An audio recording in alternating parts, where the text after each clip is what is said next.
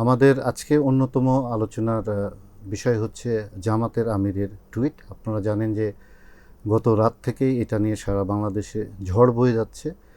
এই টুইটটা নিয়ে আবার নতুন করে বিতর্কেরও সৃষ্টি হয়েছে। জামাত বেশ কয়েক ঘন্টা পরে জানিয়েছে যে তাদের আমিরের অ্যাকাউন্ট হ্যাক হয়েছে এবং সেই কারণেই হচ্ছে যে এরকম একটি টুইট করা হয়েছে। এইটা নিয়ে খোঁজখবর রেখেছেন আমাদের সিটি এডিটর হুমায়ুন কবির ভূঁইয়া। আপনার ফাইন্ডিংস আসলে কি বলছে? অ্যাকাউন্ট হ্যাকড হয়েছে না কি হয়েছে সেটার দিকে আমি তেমন গুরুত্ব দিতে চাচ্ছি না। হ্যাঁ, আমি যেটা দেখতে পাচ্ছি সেটা হচ্ছে টুইটে যা বলা হয়েছে, জামাতে ইসলামের প্রিন্সিপাল পজিশন এটাই। এখন এই টুইটটার সাথে ভেরি রিসেন্টলি জামাতের আমির আল জাজিরার সাথে একটা ইন্টারভিউ দিয়েছেন। আপনারা যদি খেয়াল করেন সেটা দেখবেন যে এই টুইটে যা বলেছেন, আল জাজিরার ইন্টারভিউতে উনি তাই বলেছেন। ওই এখন তো এক্স পোস্টে যে জিনিসটা বেশি বলা হয়েছে সেটা হচ্ছে the use of a word prostitution. এই ওয়ার্ডটা ছাড়া বাকি সব কিছুই কিন্তু আল জাজিরার ইন্টারভিউতে উনি পরিষ্কার করেছেন। এবং আল জাজিরাতে যখন উনি স্পষ্ট বলেছেন যে উইমেন লিডারশিপ ব্যাপারে, উনি স্ট্রেট বলেছেন ইট ইজ নট পসিবল। হ্যাঁ, তো অতএব নারীদের সম্পর্কে জামাতে ইসলামের পজিশন আগাগোড়া এরকমই ছিল। টুইটটা নিয়ে আমি আরেকটু কথা বলতে চাই। আমরা বিশেষ করে আমি কয়েকজন ডিজিটাল সিকিউরিটি এক্সপার্ট সঙ্গে কথা বলেছি। তারা বলেছে যে সবাই যে এইরকম একজন পলিটিশিয়ানের এবং ভেরিফাইড অ্যাকাউন্ট হ্যাক করে ইজ ভেরি ডিফিকাল্ট।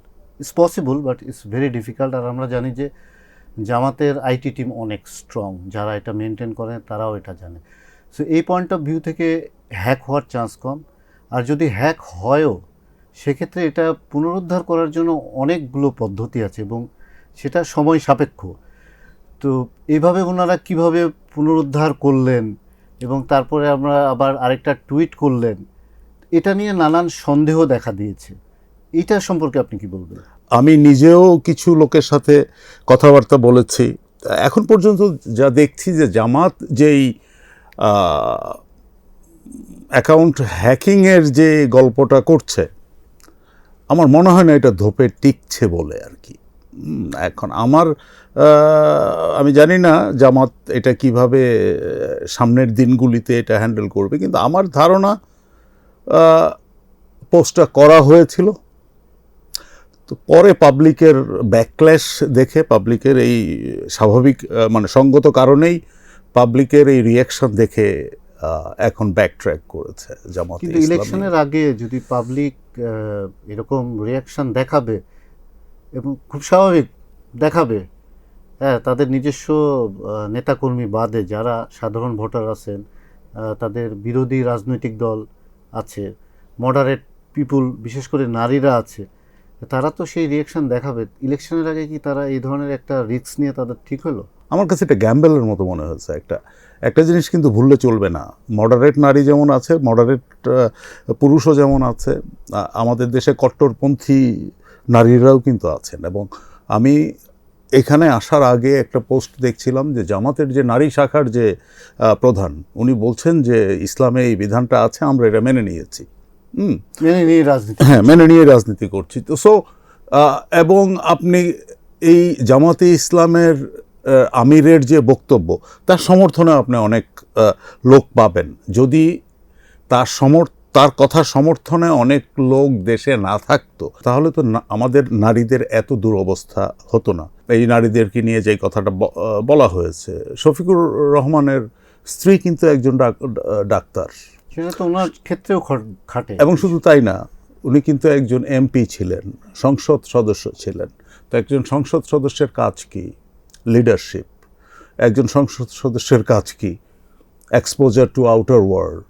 তাহলে উনি তো এইখানেও, মানে আয়রনিটা হচ্ছে এইখানে যে উনি তো ওনার নিজের পরিবারের সাথেও কন্ট্রাডিক্ট করছেন। আর শোনেন, বাংলাদেশের মতো একটা দেশে এরকম অনেক পরিবার পাবেন যেখানে একমাত্র ব্রেড উইনার হচ্ছে একজন নারী।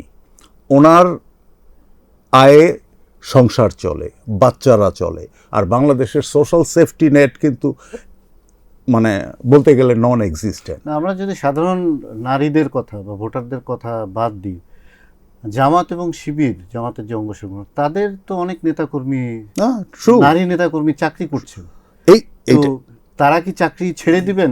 ডাবল স্ট্যান্ডার্ডটা তো এই জায়গাতেই। আপনার এই জামাতে ইসলামীর যে আগের আমির ছিলেন যে মতিউর রহমান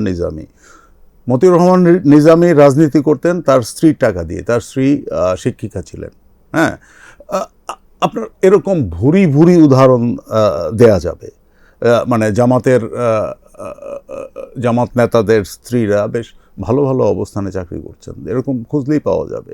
পাবলিকলি এক কথা বলেন, কিন্তু তারা ঠিক উল্টোটা করেন।